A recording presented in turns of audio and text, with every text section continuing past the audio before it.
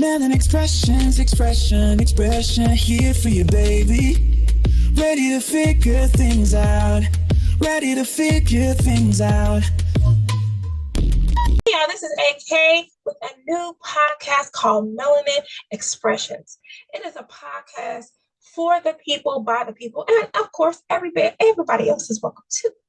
So I have my guest host, affectionately called Professor D by the family, because we think he is so intelligent and so bright, my father. I feel like my father is one of the smartest individuals, smartest men that I know. I can remember being young and he talking about different things or lecturing. I'm just like, yeah. I don't care about that. And I wish I paid a little more attention, especially with today's economic, political climate, how things are, how the economy is going, just how things are. I find myself just looking up information like, wait a minute, what's this? What's that? What?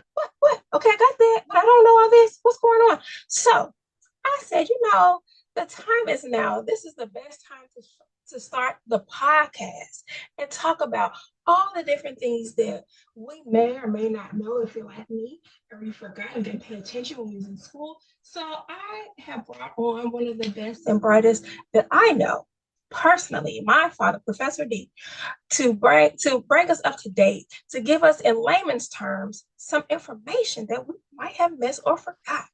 So could you introduce yourself? Hello, and thank you, Alicia. AK, I really appreciate you asking me to come on this forum. It's definitely a pleasure, and I will try to do my very best to provide some enlightenment on some of the issues in reference to this political climate that we're in. Again, one of the things that you know is that we make no, I don't try and represent any particular form or anything. All I want to do is give some information and give information that you can readily look up and hopefully it be usable to each individual. Right. Mm-hmm. And if you see me looking up, my camera's up here, but also the screen is here. So I may be doing both things. So I apologize, but that's how the setup is for me. So yes. So one of the things is I wonder, as I've seen the Democrats were in the front of the Department of Educational building, and they weren't being able to go into the building, and they weren't allowed. And I was just like, what is this all about? Why is this happening? How can this happen? And so I was like, how does things get passed? Why is this even happening? Like my mind is totally blown. And I thought about how many people forgot how things actually are supposed to flow within the government. We have three departments or three divisions that flow and they have checks and balances and all those things, but some things don't look like they're flowing like they should be flowing. So could you break down what the branches are and how they function and operate within each other? AK, that is an excellent question. I'm going to try and be as brief as possible, but also as inclusive as possible. One of the things that we should all know is that there's what's called co-equal branches of government, and there's three. And we have the executive branch, which is the president, the vice president, and the president's cabinet. And then we have the legislative branch.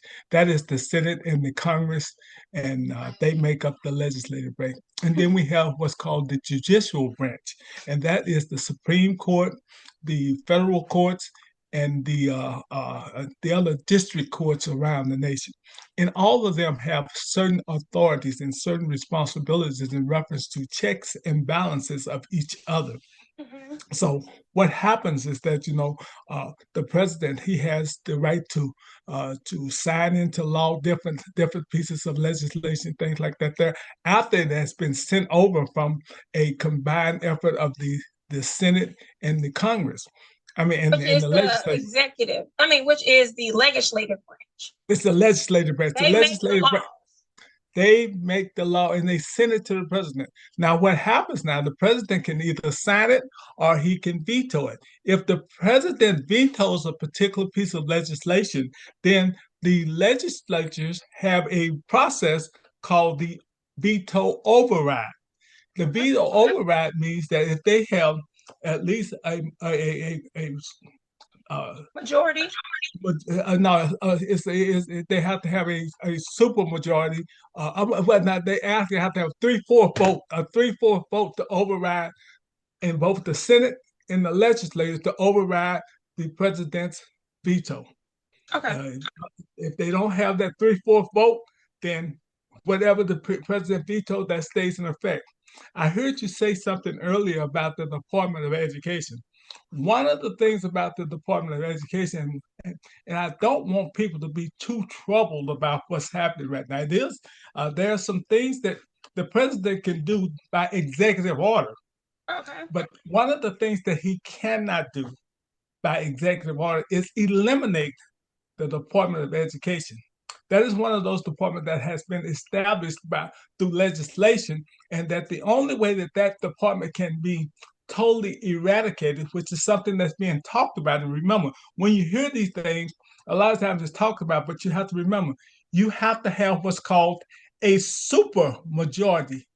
A super majority. So that means you have to have at least 60% of the senators and 60% of the legislators to approve that particular measure for that cabinet level position to be eliminated. So right now we know that in the House, in the Senate, there's a hair screening margin. There's not a 60% margin anywhere. So it's the likelihood of the Department of Education being eliminated is 0 to 0. So that the likelihood of that, but that doesn't mean that the president cannot extract a lot of the provisions that the Department of Education do right now. So there are some things that the president can do, Okay. and so those are some things that we have to remember. Our systems of checks and balances is really good. Now, what you'll hear here over the next few years is that we talk about a constitutional crisis. And so when you hear the words constitutional crisis, that means that things that have been going on in a normal way for a long period of time is being challenged. And so you're going to see a lot of that over the next 3 to 4 years. How that turns out is going to be completely up to the legislature, and that's both the Senate and the House have got to really decide whether or not they want the things that are being proposed to go into effect, and they have a lot to do with whether or not that happens or not. Okay. All right. And what is that part of Project 2025? Is that what you referencing? Yeah, no, that Project 25. But Project 25, what I want people to realize is that Project 25 is a think tank project that was put into effect by a lot of different uh, people over probably about 25, 30 different states. Mm-hmm. And some of the things that is involved in Project 2025 has already been put into place. Different states have already implemented a lot of the different functions that Project 25 has in its I call it a manifesto. In its manifesto that identifies things that they want to happen. Like the Department of Education is something that they do want to see eliminated, because they think that the Department of Education has been indoctrinating young people in reference to sexual things and in reference to racial identity and all these type of things. So Project 25 said, we want to eliminate the Department of Education because it's indoctrinating people this way and this way. That's a theory. That is something that people believe. And there's most of the time when you have theories, there's 2 or 3 different outlooks on that there. The understanding that I've been hearing, because I've been hearing, I've read some things, I've also heard some things, and so everything's just jumbled up for me. So I've been hearing like, oh, they want to do this, they want to get rid of the Department of Education, or they want to eliminate some things because they don't want to talk about Black history. They don't want to talk about this or that when it comes to the slavery times and things like that. So those are some of the things I've been hearing as to why they want to get rid of the Department of What Education? what the Department of Education on both sides of the coin, there's things that people like people of color would disagree with the fact that we do not have a real formalized educational process that teaches Black history and Black culture. We don't have a real formalized system of teaching that. And like again, other people said that we go too far in reference to this thing. I'm not going to try and sit here and say which way is right and which way is wrong. What traditionally the Department of Education has done, it has been the department that comes down with ideals and suggestions on how each particular state can get funding from the federal government to institute different programs and processes in their state. But all of the curriculum that has been designed for schools and stuff like that, most of that curriculum and what people need to know is being designed inside of states.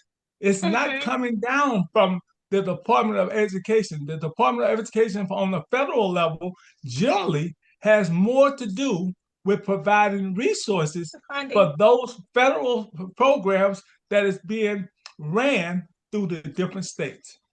Got it.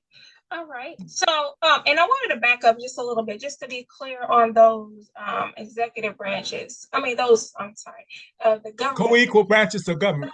So we got the executive branch, we have the legislative branch, and we have the judicial branch. The president carries out the laws in the executive branch, and then the legislative branch are the ones that the Congress makes the laws, and then the Supreme Court is the department or the branch that interprets the laws. Correct? That is correct. They interpret the Constitution. The judicial branch interprets the Constitution, which is where all of our laws is based on. They are based on constitutional principles. And so the Supreme Court goes in and it looks at the doctrine and the ideals that is proposed in the Constitution. Now, no document, no particular our Bill of Rights are inside of the Constitution. Absolutely. No document can encompass everything that we need to do. So the Supreme Court has an interpretive process where they go in and based upon on what's called precedent. Based on precedent, they can go back and say that this, and this is going to be the law. And once it gets to the Supreme Court, it can go through a district court, it can go through a federal court, and then when it gets to the Supreme Court, when the Supreme Court puts its mark on it, then that becomes the law of the land. And so the only way that can be changed now, our legislative branch, which is the Congress and the House of Representatives, they can make legislation that the Supreme Court can interpret, but the legislation, once it's approved, it has the effect of law. The legislation have the effect of law. And so understanding that can help you. So what I've always kind of been kind of had a misconception of, so does everything have to go, once the Congress makes a law, does it have to go to the president or to the executive branch, or can it go straight to the judicial branch? No, it never goes straight to the judicial branch. No, ma'am. What has to happen in Congress? Say Congress has an ideal about a particular piece of law that they want to pass. They go through and they put it into enumeration and into writing. Then it has to go to the Senate. The Senate, then they draft up a bill and they say, okay, this is where we like that. Then they send it back to the House, and then the House have what's called a subcommittee. A subcommittee, a joint subcommittee, a subcommittee of House members and Senate members get together. And they scrape the title on whatever the bill is. They scrape the title on whatever the bill is, and then that bill is gone through and is read and is read in its conclusion. And the committees then send those particular pieces of writing back to the legislature, to the full body of the legislature. They either approve it or disapprove it. And the same thing happens in the Senate. The full body gets a chance to read. They either agree with it. If you get only a simple majority vote in the Senate and a majority vote in the House, then that bill is then marked as approved. Once the bill is approved by both the House and the Senate, it is then sent to the president. And the president at that particular point has the authority to either approve it by signing it into law, or he can veto it. Yeah. Those are the two things that he can do. And that's how a bill gets put into law. Okay. And then, like, so say someone has they don't like the way things are going. I know there are a lot of farmers and stuff that are being affected by different things that are taking place or should be, or that are going to be taking place, far as some government funding and stuff like that, some programs that are might be, I haven't did the update as to see if they are not going to get the funding or not, but I know that there's a possibility that that's going to happen. They won't get the funding that they thought they were going to get for different things on down the line for the farmers and stuff. So I'm wondering if they're having an issue, or if they want to make a statement or a stance or comments, who do they need to contact? Do they need to contact the congressman, congresswoman? Your congressman or your senator, those are the people that you contact in reference to any disagreement that you have about issues that is coming forth. Even if the president sent out an executive order saying that XXX is going to be cut. Now, it doesn't stop it from being cut, but the Senate and the House, well, it's actually the House of Representatives has control of the purse strings. They have control of the monies. Any monies that is let for in any particular bill that's being passed, it has to be approved through the House.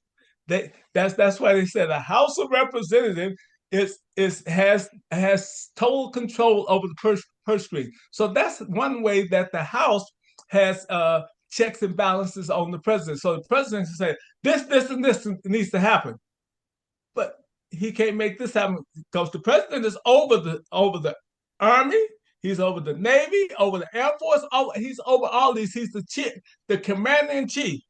But the commander in chief can't do anything with any of them if the Congress does not approve the fundings for any of those organizations. The Congress has to approve that there. And so that's how some of the checks and balances come in. Now, the president can make an executive order, and that executive order can go in effect until one of the courts, the lower courts, which is the district courts and all this stuff, can rule on that. They can stay that.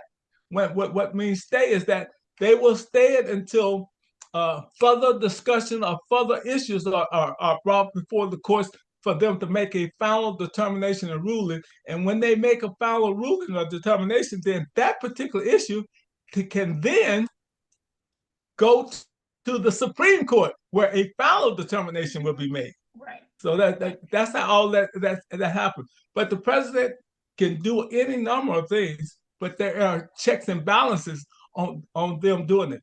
The Farm Bill, you have the Department of Agriculture, and so a lot of our farmers are really in total disagreement with some of the executive orders that have been written in reference to the depletion of funds going to certain ag groups and certain things like that.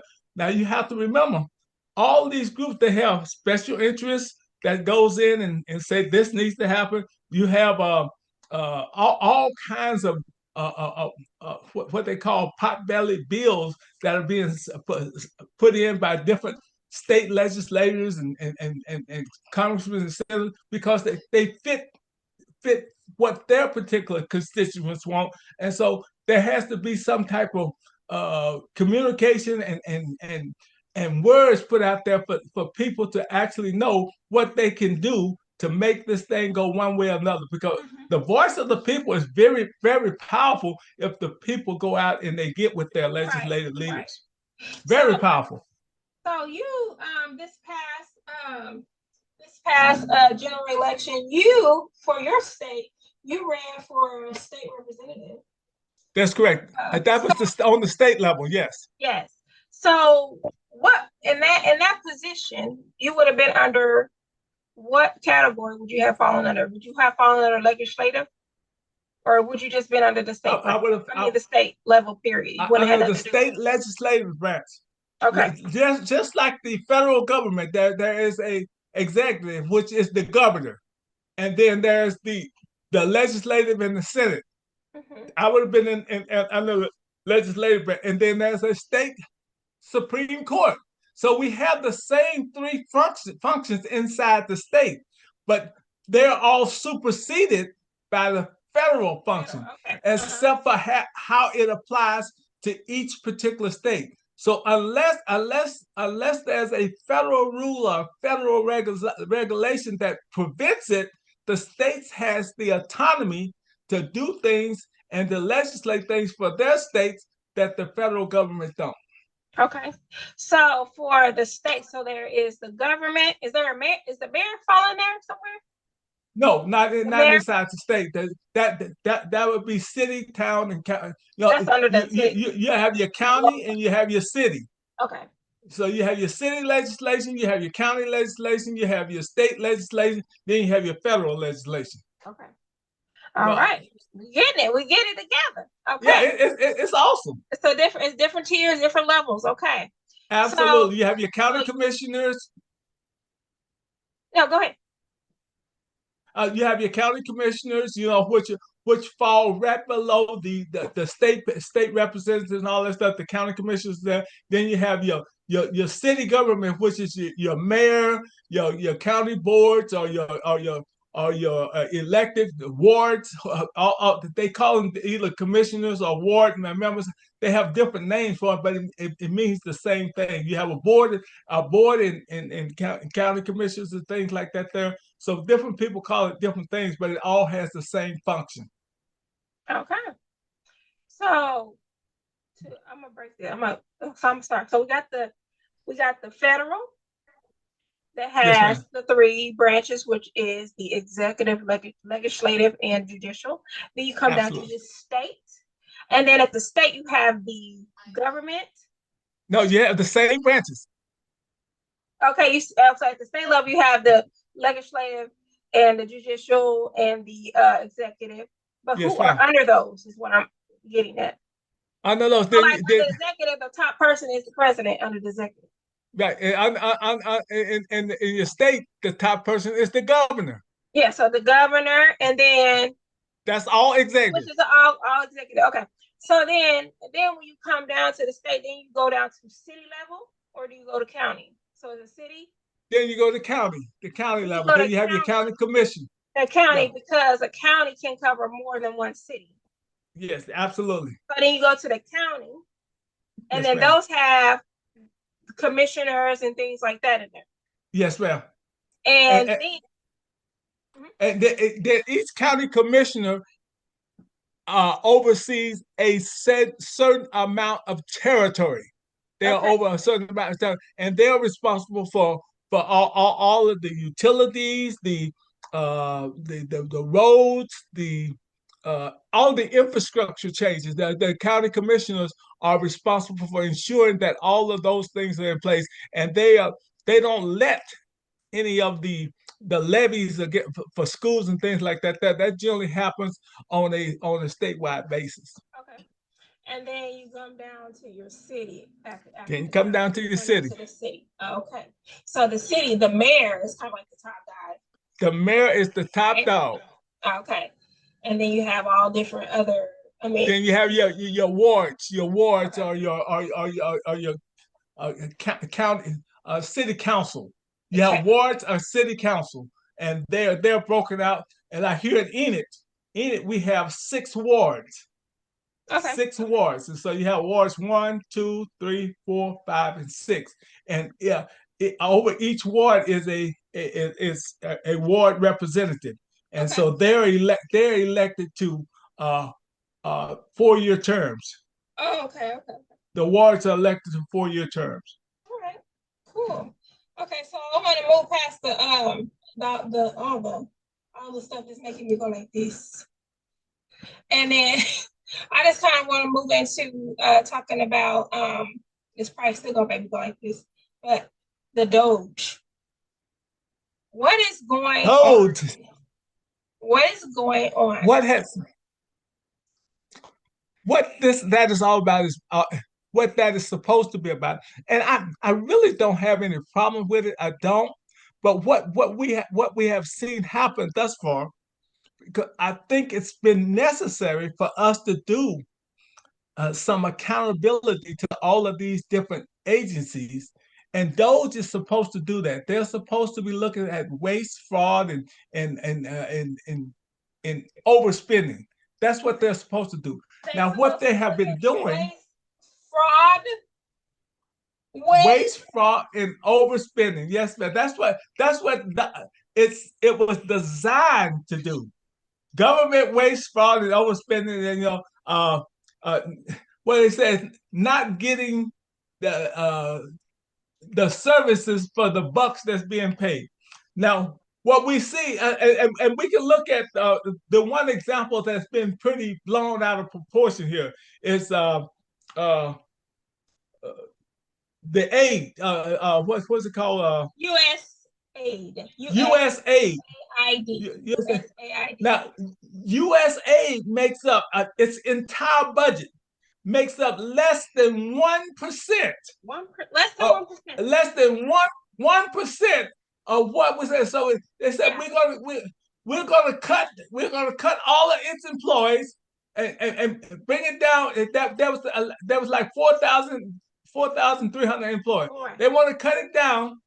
They want to cut it down to about 400 and some employees, 440 employees to deal with this here. And then they want to cut down, and they have named a couple things that they say is wasteful. They talked about the condoms. That was not even accurate. Like what they said, it had no accuracy whatsoever. But so when you look at what those condoms prevented and the amount of monies that it would possibly save, it wasn't wasteful at all. It was not. Most of the things that they have identified as far as being cuts so far has not amounted to a drop in the bucket of what the waste is. If they need to look at waste, again, I'm not trying to go against it, but I don't have any problem with them looking into any agency about waste or anything. I have no problem with that. What I'm saying that if you are looking at waste, you need to start where the money runs the most. Yes. And we all know where that is. The Department of Defense. Yes. The Department of Defense. So much. The FAA. And then the other big ticket entity, and we know it, I know I don't want to see it cut at all, is Social Security. Oh yes. Oh, that's I don't want to see any cuts to that, but if you want to ensure anything is going, you're going to have to look at things like that there and make sure that it is shored up and that things are operating at an economic basis. But that's not what they're doing. They're making this showboat expression that doesn't really fit what those has been set up to do. And I think again, I don't want to go after anybody. Right. The premise is good. The premise is good, but the execution is flawed. It is totally flawed. The execution is so poor so far. I'm not going to just cut it out, but I'm saying people wake up, stay vigilant. And if you see things, say something. We have the right to authority. See something, say something, daughter. I'm telling you. And the other thing is that each one of us has to be responsible for saying stuff when we see it. You and I both have the right. I just wrote to my congressman the other day. I don't do form letters. And I ask people, know what the issues are. Don't do a form letter. Talk from your heart. They may read it, they may not, but at least you know that you've said something and you put it out there. Yes. And so take So the time. what we will say is take the time. 50 states, 50 congressmen, women, whoever they are. 100. There's 2 for each state. Okay, Senators. 100. 2 senators. 100. 438 legislators. Well, we and got 6 that are non-voting. Well, 50 states, 50 capitals. Reach out. If you are having some issues with what's going on, if you're seeing something that you do not like, say something. And I will be saying as well. Daughter, each one of us is responsible. It's not the other person, it's each one of us. We're all responsible for getting out and being vigilant and saying something when we see something. Correct. Saying something when you see something. Don't wait. One of the things that me and you have had a talk before. One of the things that we said is that we got people like Jasmine Crockett, we got people like AOC, we got people like Yvonne, we got people like real valuable, but they're only going to be as good as the support that they have behind them. So we have got to be open and vigilant, and it's not one-sided. I say on all sides of the aisle, there's things that go on that's crazy. We got to speak out about all of it. It can't just be one-sided. But we gotta first start. I have been educating ourselves. Educating ourselves about what the issues are. Educating ourselves. We got to figure out what's going on. We got to start paying attention. Don't let the smoke and mirrors be what you know, because it's a smoke and mirrors. Meaning, they try to put what they want you to see while hiding what's really back there. That's been the traditional plight of all things that happen, is that we take our eyes off the prize and all of a sudden we see these things start happening. We're responsible for allowing things to take place. And so now we got to be responsible for ensuring that the change that happened is the change that we want. So it's all about responsible. Being responsible, daughters. That's 100% the issue, is being responsible. Correct. Well, I appreciate this conversation, and we'll have more to come. But this has been a great experience, great opportunity to share some insights, some thoughts, some give some understanding to people that don't understand, don't know, like myself, and help us to wake up and pay attention and see something. I want to say one thing, and I want to say it loud and clear. I appreciate you. I appreciate the fact that you're thinking about more than just yourself. I appreciate the fact that you want people to be involved and educated about the processes. And the only way that we can do that is that we talk with each other. So thank you for inviting me. Anytime that I can be of service, anytime that I can open my mouth, and I don't profess to know it all. I'm called Professor D. I don't profess to know it all, but I will definitely get out there and look it up, or try and find out and try. And I don't want anybody, just like I told you guys. I'm a Democrat, but I don't care what you are. I want people to be involved in whatever it is that they're involved in from a knowledgeable standpoint. That's right.